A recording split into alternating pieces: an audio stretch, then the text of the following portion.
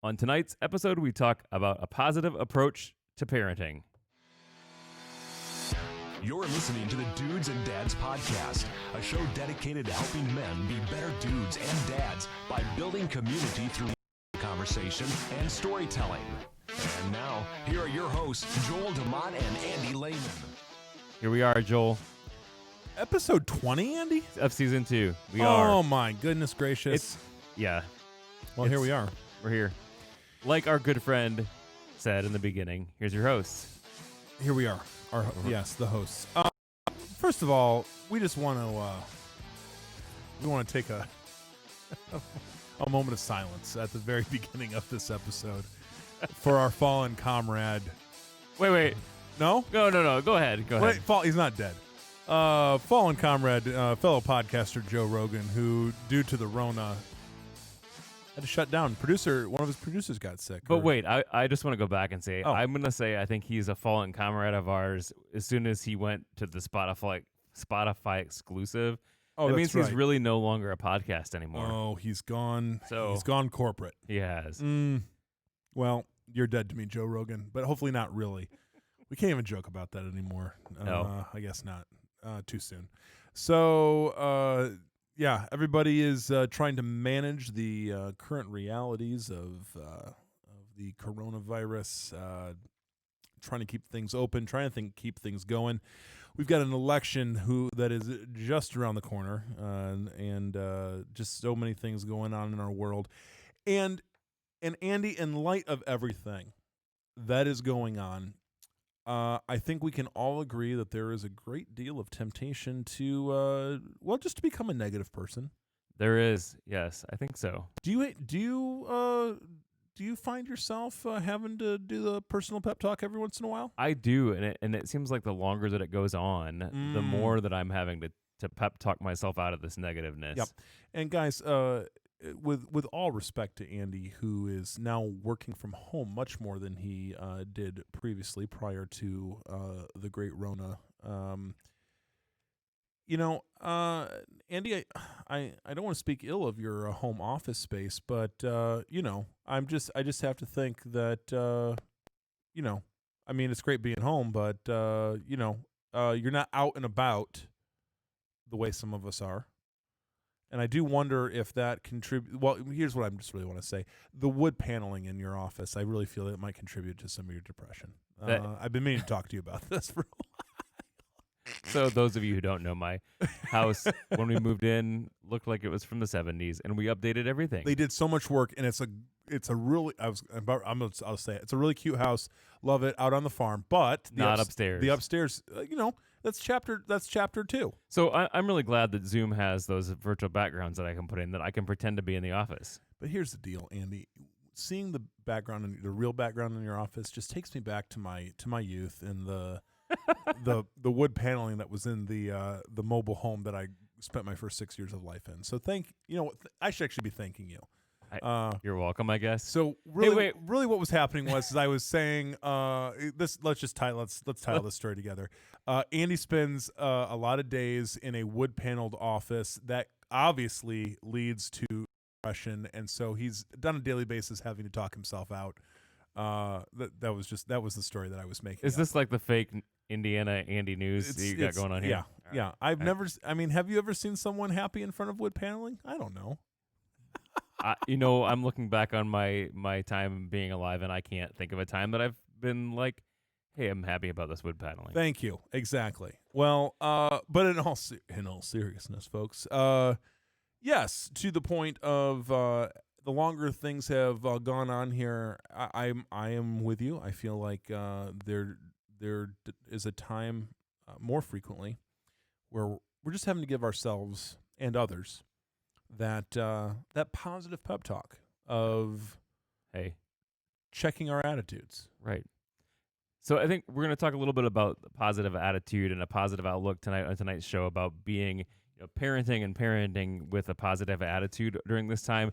But first, though, Joel, we have to thank our new patrons. Oh, we do. Between these two episodes, we have two new Patreons, Travis Brown and Daryl Begtel. And if you want to join, Travis and Daryl. You can go to dudesanddadspodcast.com/Patreon, Patreon, and you can join those other fine people who help support this show and keep it going with a monthly donation. And you know what, Joel? They get some extra stuff too. They do. Like bonus content and bonus I'm even releasing episodes early usually to them. Andy is lavishing gift upon gift to our Patreon. Right, we love our Patreon supporters. And I should mention, first of all, Travis and Daryl, thank you so much. Daryl, I also want to give you some special respect because apparently you spell your name with only one L. Yes. So special respect. I'm assuming your mother came up with that idea, but wow. Groundbreaking. So thank you, Daryl. Thank you, Travis. Guys, we do appreciate whatever support you send. It can come in a number of different manners, but we have a special opportunity for you. A real special opportunity for you. Andy, here's what I really feel like Andy is stepping into. Andy is growing in his ability to for the big ask, so to speak. Like he just has a vision for ASK. You heard me correct, Andy. Andy has a vision for a larger corporate. I don't even know if it's really corporate sponsorship, but a sponsorship for this studio. So one of the things that you can do, actually two of the things, you could become listed as a producer on every episode. So yes. On every episode we would say produced by whatever your name is. And then the other awesome opportunity that you have is you can actually name our studio.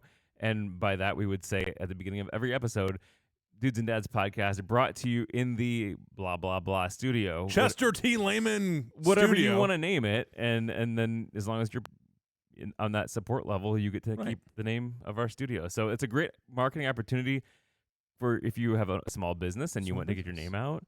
We can name it whatever. Yeah. So within reason. I mean, I'm not gonna Lehman Brothers Automotive Studios. Whatever you want to do. Or maybe. Andy's oldest son is getting into some bike repair project today. He can buy a spot on the show. Yeah, or your Eggling Lehman Layers Studios.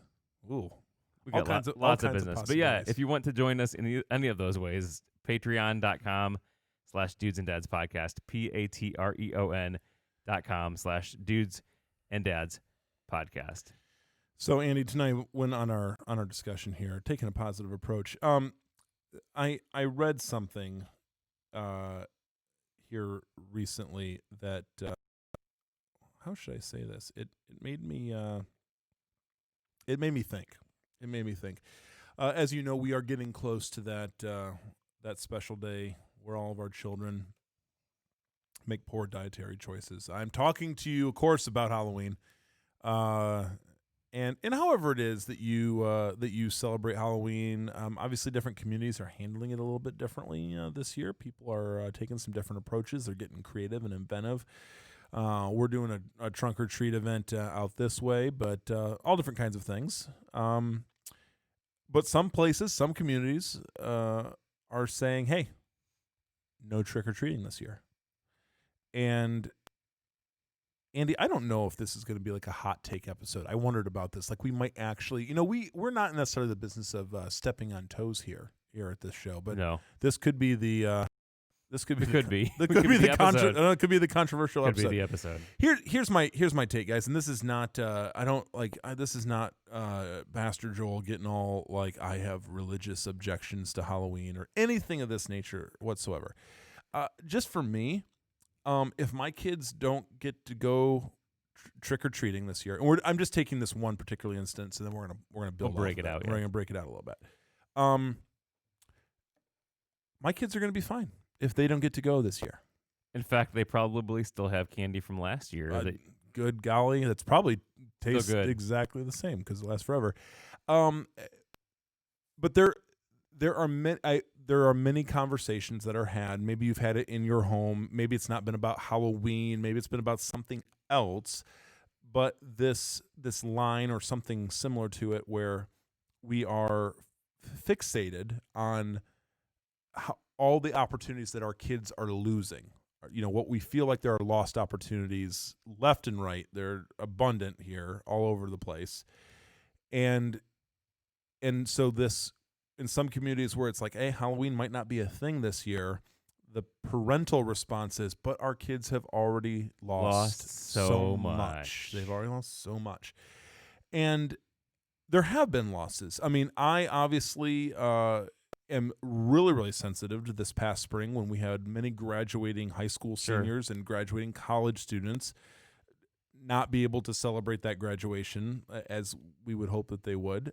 And it was rough and it was hard, and I don't want to take anything away from that. But I will say, ultimately, those young people are going to be okay. Same thing this year. If our little ones don't get to walk around neighborhoods or wherever their setting is and knock on doors and do the trick-or-treating thing, I really firmly believe, Andy, this my hot take. It's my hot take right here. I think our kids will be fine. Okay, so I'm going to play just a little bit of devil's advocate Love here. it. Love it. So, but Joel, our kids have lost a lot. I mean, let's say this, they've, like you said, graduation or things that they're looking forward to once in a lifetime. And I'm thinking more specifically along the older kids, like seniors. Sure. Yep. Things where they're coming to the end of their childhood as far as, they're going to be an adult soon. And there's things that they do only once in a lifetime. And now they're not able to do it because the coronavirus this year. And so, I mean, again, Halloween, that's one thing. Sure. Because, our kids are going to get candy every year. In fact, they'll probably get it at Easter and at Christmas and at other times. So they're not really losing out here. But our seniors, again, what's your take on that? I mean, our seniors, do you think that they actually are losing out on it? With Andy, and this is really and I've thought through this, and I'm still working through it, but with every loss is an opportunity to pivot or to consider new opportunities that might be in front of us. We're all thinking, I hope we have an opportunity, all of us, to think more creatively about how we're living life and how we're also calling our kids to live life. Because before this evening, I did a little informal survey amongst my children, and to kind of get this idea of like how, and my kids are younger, Sure, but the sense of like how much do they feel like they've lost, like, or they've missed out on, or things like that. And I was pleased, I was excited, really, and encouraged, I guess, when I really got the sense of like, oh, things have changed, but we're doing okay. right. And so what I would say is, after an opportunity, after something goes away or is removed from us, I really believe that one of the best things that we can do, and I'm not saying it is easy, but one of the best things that we can do is ask the question, what opportunities now have been opened up? Sure. What new thing? Well, and I think so. I'm going to take this from a parenting opportunity. So, I mean, because that's what we're about, dudes, dads. I've really enjoyed, and I've taken this time to look at the quarantine and this whole time since February or whatever, earlier this year. I've really taken this time to evaluate the way that I'm spending time with my family. Mm-hmm. I've looked at it and I've said, hey, it's really good. I may not get to go into work every day, but you know what? I have a place that I can sit and I still have a job. Yeah, amen. And I can do it, and I'm home. Yeah. And that was actually drawn back to my attention this morning. So currently at this point, I'm going to work 2 days a week. So he's not in the paneling all day. Right. I don't. Yeah. I get the. Everyone loves the paneling. Has come up in conversations many a time, and I now have like a fond connection to it. But I am glad. If you want to come over to my house anytime, you can. And just Joel. sit in the paneling. Yeah. I might take some selfies in front of your do it. paneling. Great. Do it. Anyways, it was really brought to my attention today because I was at work and Hattie, my youngest, was at home and doing school, and she had something she completed and she wanted to show me. Yeah. And so she started to head upstairs. Oh yeah. And she didn't even realize that I wasn't there because she hadn't seen me yet this morning. Because on days I go to work, I go early. So she was not up. So it's those little opportunities that I get that I don't think about, or that I'm using to reframe my thought on this whole change of the way that we're living. because I get to see my family more. I get to be there more. I get to, spend more time with them. So that's kind of how I'm reframing it for me anyways, Right. necessarily. So, Right. I am really concerned that apart from taking a positive approach toward how we're responding to the changes that are coming at us and the new circumstances, I think it is an opportunity to develop grit, to develop flexibility, or it's an opportunity to become victims and to actually teach our kids that they are victims of their circumstance. so would you say that that's kind of happening, and that's what the whole this is what oh, poor child of mine, they've lost Lost this, so this, much, yeah, this, blah blah and this, blah. and then this. So you'd say that's more of a victim mentality. And how do you? Yeah, how- I can perpetuate one, certainly. And I'm not saying, guys, like some of the things that we've missed out on are worth mourning. I mean, there are things that are hard. I just officiated a funeral last week. You know what? Like, saying goodbye to loved ones hasn't looked the same. Right. Well, and not even that. I want to go say to you, like, yes, I'm agreeing, and please don't hear me say that. You're being devil's advocate. I get it. No. Right now, Yes. right now, I'm saying, Yeah. please don't, as listeners, don't hear me say that all loss during this is just Right. we should just skip over it and look at Yeah. the positive. Again, any loss you can grieve over, and Right. so those high school students that looks different because they don't get to walk, that can cause grief. Right. And so again, don't hear me say Yep. that we shouldn't grieve things. We're talking about the or- reaction to it, though, and the language that we're using around it. right. And I think too that there's a bigger, like, everyone feels like this whole 6 months, 7 months, whatever we've been in now, 15 years. yeah, it feels like it. Yeah. Is a negative thing. So Yeah. that's kind of where we're going with this episode too, Right. and how to parent out of that Right. and live a positive.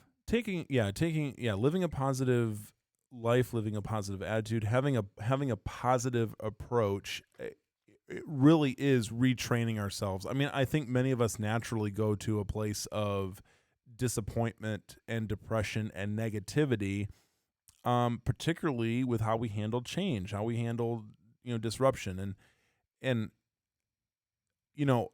even things like, and I'm using the example right now of trick or treating because that's actually the conversation. It's like it's a thing that is near to us right now in this time of year. But, if we're really looking at any tradition that happens that is going to look different or be shaped differently, this year and who knows, maybe moving forward,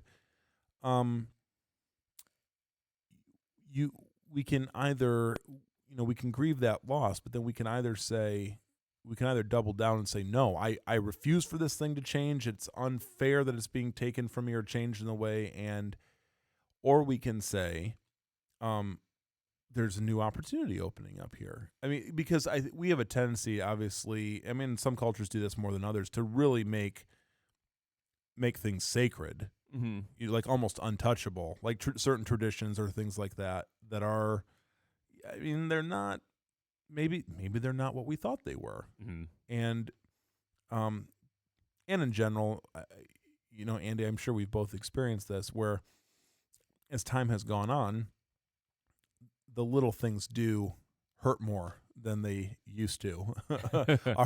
Our coping range in some of this isn't what it used to be. And I'm just these days I'm just wondering, like, is it, this year, is it really about the trick or treating, or is it about something else? Well, and I think what's coming here, what's causing some of this, something else behind this, is all of the things that have changed this year. Like, we're okay, I think, as a humans, changing a little bit. Like, some change is okay. Usually change is hard, but I think when you bring in lots and lots and lots of change, that makes it really hard to cope with things. And so, I mean, just for instance, I was supposed to go to a thing in Florida for my work, and that got canceled. I mean, we ended up going, me and Julie ended up going anyways, but we were supposed to do that. It changed. We were supposed to go to Disney. That changed. We were supposed to go to my wife's cousin's wedding, and that date got changed a couple times. And there was just like this whole year has kind of been a sense of, okay, I can't put anything down on my calendar because it's gonna change. Right. And so even I'm looking skeptical at some of the things. Like let's say trunk or treat. Is it gonna happen? I don't know. It might not. It might Right. come down to we planned this and then we have to shut down because the cases are higher.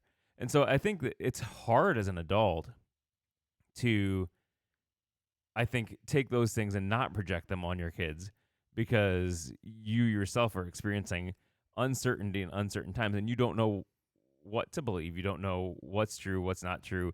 You don't know what you can expect next week.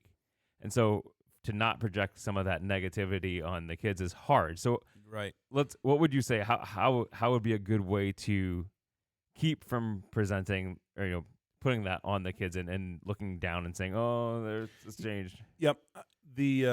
It's the discipline of, I really think, and I'm working on this more myself. It's the discipline of our knee-jerk reaction going to a place of, oh, what can we do instead?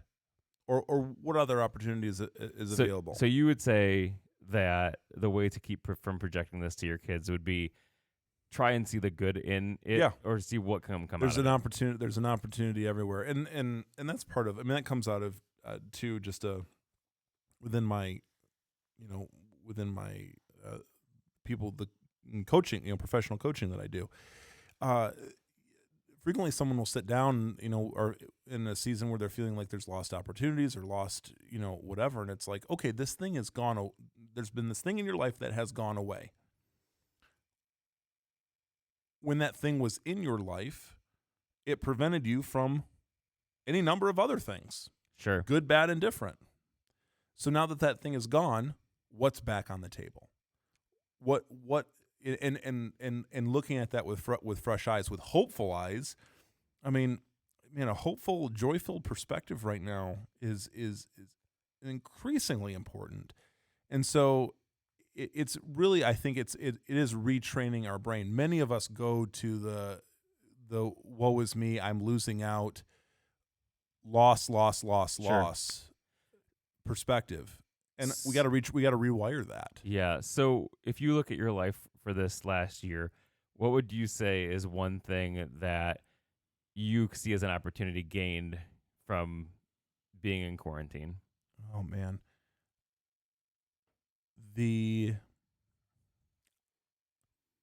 I feel like I know my kids better, particularly their personal quirks, like the things that kind of make them Sure. unique, and an awareness of how they interact with me. Like I think I have adjusted in some ways. I have adjusted my parenting better to my individual kids, and we've talked about that before. Sure. That all of our kids are so different, and they need different things at different times. And I think I've been able to better the laboratory has been a little bit, kind of enforced on me a little bit. Well, but and you've had to do several different things. I mean, let's go back to the fact that like you both were working from home for Right. a little bit. Then Jackie had to go to work, but you had to stay home. Yep. And then when the kids went to school, at first your youngest had to stay home, and Yep. so you as a parent had to not only adjust your schedule. I mean, luckily you had a job that you were able to do that. Right. Yeah. Yeah. But you had to readjust your schedule to fit the needs of your kids as well as parenting. So you've had a lot of change. Yeah. And it's also, just as a side note, just reminded me of how gosh darn selfish I am. Amen. Because- I mean, I'm not saying that. Yeah. I'm saying amen because I feel the same way about me. Yeah, no, and because I get it, man. Like our I just don't like to have things interrupted. I really hate it. And I want time where I can focus on whatever I want to focus on for a given period of time. And because I had that conversation with Jackie the other day, I said, one thing I am probably concerned about with myself, just because of all the disruption that's been here. I'm a little bit worried about my ability to focus on something for a extended period of time. I've just noticed that recently in my reading, and particularly, and like, for those of you, again, I don't talk about this often, but for those of you that don't know, I have a bit of a academic background, right? I did a lot of like study and reading of thick books for a long period of time in my life, and then I took a little detour, because after 10 years of being a professional You student, have you're like, to, oh my yeah. gosh, step away. I mean, and even after your program, I know you're like, Let's take a break. let's take a break, right? Absolutely.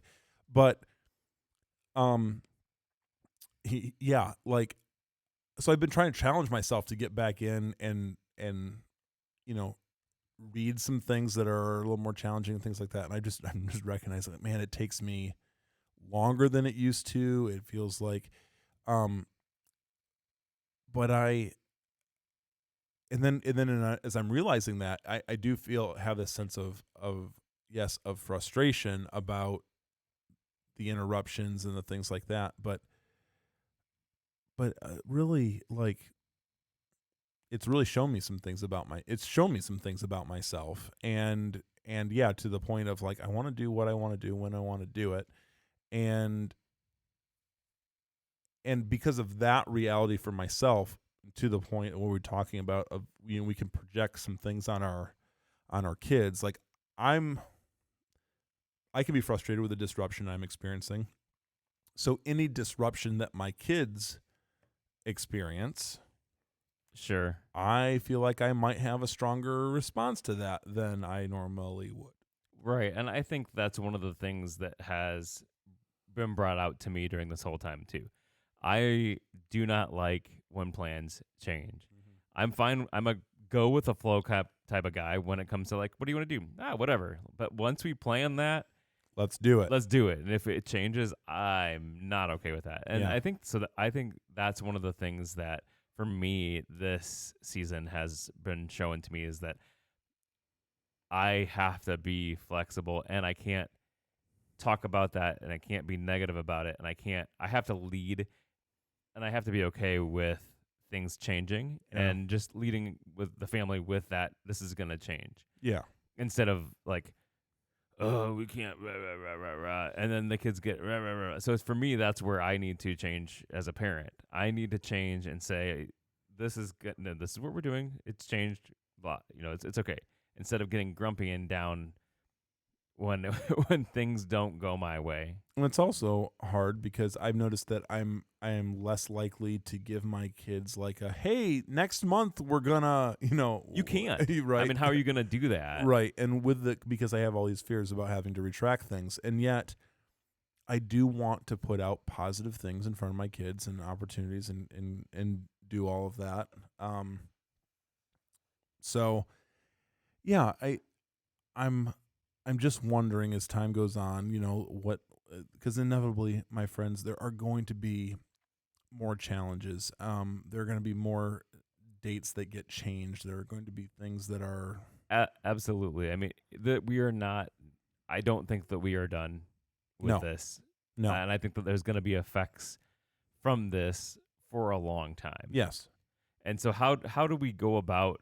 And again, I can't predict that. I can't say And how there might, long this and is there, going to yeah, be. and there might be some of you that are hearing that right now. Like, it just makes you cringe. It makes it makes me cringe. I don't like that. Yeah. I don't like thinking about, I mean, because even from the beginning, I've heard the let's get over 2020, let's get over 2020, and that whole mindset in itself Right. is what we're talking about here. Right. Like the let's get over 2020, let's just be done with We 2020. are present where we are present right now, and we need to be. We need to be, and we need to live that. We need to live in this reality, and we need to live in a, I've actually got it on my reading list here. My good friend April suggested. I'm gonna forget the title. It's is it Holy Lament? It's a book about lament. I feel like in our culture in general, we don't lament things terribly well. But it's like, yeah, I'm lamenting. I'm sorry about the way some things have gone. But but I need to be present in that thing. I need to be present in lamenting. I need to be present in like things are not as they should be, and also teaching our kids how to do that. Like, and quite honestly, I mean, kids are far more resilient than we give them credit for. They don't have the weight of death and taxes on them like we do. Like we do, yeah. And so if we're modeling a positive approach toward life, toward, hey, if this thing doesn't work out, then we can look for another option. We can, seek out different possibilities. That will be good. Aaron is already my eldest son, who he and I were supposed to go to Kauffman Stadium in good old Kansas City. You were gonna have a good trip with him. Boy, oh boy. And he's like, he's already looking at the baseball schedules for next year, trying to figure out when we can make that happen. And hopefully you're able to do that. Yeah, absolutely. And I do feel a sense of hesitancy of saying like, oh, like go all into that. But at the same time, I'm like, well, why not? Why can't we just we plan for that? Well, and then what happens. And I think that that's healthy too, because if you just live in this fear of I can't plan anything, I'm just going to live and be scared of what might happen, that's not healthy either. But back to your point about, kids that are resilient. That's one of the things that I'm not very good at, but I see in myself or see in my family is that the kids they basically mirror my reactions. Right. And so if I'm angry, they're going to get angry. Or if they're a little bit angry and I get a little bit angry, then they get more angry. Or, there's this mirroring of the environment that they're in. Yeah. And so if I'm coming home and I'm all down about this whole coronavirus thing, they're going to be down about it too. And so I think as parents, we need to be mindful of how we are presenting ourselves too. I think back to your point, Joel, we need to look at the positive that are things that are coming out of it, and yes, maybe this is a loss, and maybe we do need to grieve something that we're losing, but still in that same grieving process, I think that we can look and say, this is a good opportunity to come out of it. Yeah. I mean, I look about the seniors in their graduation and their open houses. It may have looked different, but they're still getting to see the people who cared about them and coming. I'm thinking back to our good friend Shane Brandenburger. Yeah, like he had a drive-through open house. Yeah, and even though we couldn't stay, we just drove through and dropped a present off. We were still able to show Shane that we care for him as a human being. Right. And so I think that we need to look as parents and see, yes, we may be grieving, but at the same time, what is good coming out of it? Yep. Yeah, I totally agree. And it takes ultimately it's an issue of discipline in the transforming of our minds, which is interesting. That's out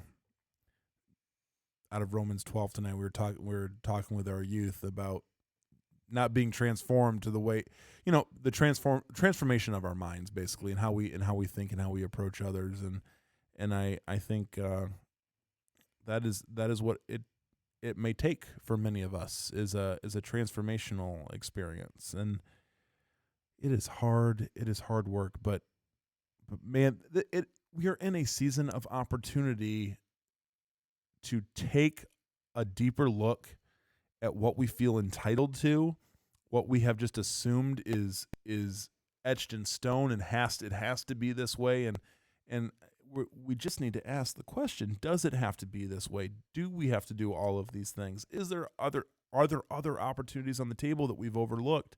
And if so, press into that and teach our kids, show our kids to always, in times of adversity, to keep their head up, keep their eyes open, right, and look for what could be. I think some of the most successful people in the world are the people that are like, they keep a level head when things don't roll out the way that they assume that they would. Yeah. This is a really good topic, Joel. I want to encourage people, if you're listening, that if you have feedback about this episode, because we would love to hear this. This is Yes. good. This is a topic that could continue. So we would love to hear your feedback about this. So you can shoot us an email, feedback@dudesanddadspodcast.com. You can take out the voice memo on your phone and record a memo and email it to feedback@dudesanddadspodcast.com. You can even call our voicemail line, and that's 574-213-8702. Again, that's 574-213-8702. And again, that's just a voicemail number. You're not going to wake us up in the middle of the night. You're not going to have to talk to any of us. You can just leave your opinion. But if you want to talk to me late in the middle of the night, sometimes. What are you wearing, Joel, from State Farm? Thank you, khakis. It being World Series season right now, I am up a little bit later than the norm. So you're saying you want to give out your personal phone number? Nope, that's not what I'm saying at all. Anyway, leave us a message. Yeah. And we'll be happy to engage in that. And maybe some of you want to fight me now. Maybe some of you are like, no. Trick-or-treating is a must. We need all these routines and things. They need to stay in place, and I will die fighting for them. If that is your perspective, then we'd love to hear from you. Right, and this is a conversation that continues on. Like, we don't have to end this here at 36 minutes into the podcast. So we can continue it on. We would love to talk to you one-on-one about it. But what are your thoughts about this, guys? Hit us up. Social media. We are on all of the platforms. All the things. Yeah, and I mean, maybe you are even thinking of some specific opportunities you had with your families to do the pivot, to develop some grit, to think about other options and possibilities available to you all. We would love to hear that. We love the conversation. We want to just encourage that kind of conversation moving forward. So yeah, guys, appreciate you being with us, hanging with us, just hearing our thoughts here this week as we're just trying to encourage you and even ourselves in our own daily lives, just trying to be better dudes and dads. Yes, to be better dudes and dads, and to just have a conversation. Also, Andy, as we've been talking about lining up our other guests that we're going to have yes, on, sir. We're always open to guests. To the recommendation. Maybe you're like, you need to talk to so and so, and you got a name and some contact info or whatever.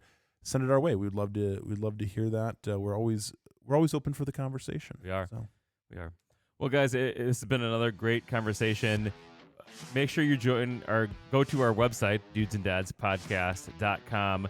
You can subscribe to our show. That way your podcast app of choice will get an episode every time we put one out. Every time. We'll just come right to your doorstep. Clockwork. Like clockwork every other week. So, guys, we encourage you to reach out to us this week. I would love to see an email from you. So, feedback, Dudes and Dads Podcast. And, Joel, any final parting words for our listeners today? I hope all of you have a fantastic week. And, until next time, we wish you all the grace and peace.